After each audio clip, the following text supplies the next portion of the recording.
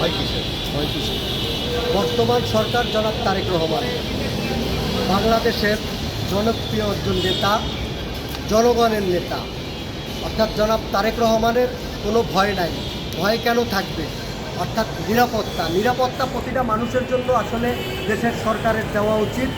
বর্তমানে যেভাবে অর্থাৎ দর্শনের ঠিকাদার বর্তমানে অর্থাৎ শফিক সাহেব তার নেতাকর্মী যখন ধর্ষণ করে, তখন এই দেশে নিরাপত্তা নিয়ে যখন আমরা কথা বলতে চাই, এই দর্শকের ঠিকাদার শফিক সাহেব তখন কিন্তু তার কোনো কথা থাকে না।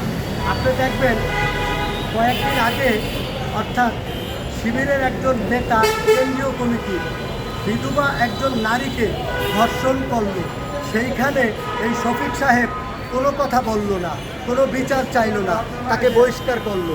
বহিষ্কারের মাধ্যমে কি আমরা কোনো বিচার পাইলাম? আমরা কোনো বিচার দেখলাম? তার মানে কি এইখানে নিরাপত্তা সরকারকে আবার অর্থাৎ বিপদে ফেলানোর জন্য অর্থাৎ বর্তমান বিরোধী দল তারা বলতেছে অর্থাৎ 600 খুন এবং বিভিন্নভাবে তাদেরকে ট্যাগ লাগাইতেছে, নিরাপত্তা নাকি নাই। এখন জনাব শফিক সাহেব যখন ঠিকাদারের অর্থাৎ কন্ট্রাক্টর হয় দর্শনের, তখন এই দেশ নিরাপদ আর থাকে না। তখন জনাব তারেক রহমান প্রতিটা নাগরিককে নিরাপদে রাখার জন্য অর্থাৎ প্রশাসন ঠিক রাখার জন্য তখন কিন্তু এই চেষ্টাটা করাই উচিত। কারণ কি আপনি দেখবেন গত 23 তারিখে যেই আন্দোলন, যেই আক্রমণ নিষিদ্ধ ঘোষিত সংগঠন আওয়ামী লীগের উপরে করা উচিত ছিল, সেই আক্রমণ দাড়ি মুখে রাইখা টুপি মাথায় দিয়া যেইভাবে আক্রমণ করলো জামাতের ব্যানার দিয়া সাংবাদিক ভাইদের উপরে, সেইখানে কি আসলে আমরা নিরাপদ যদি বলি, আমরা আসলে নিরাপদ কিভাবে থাকবো?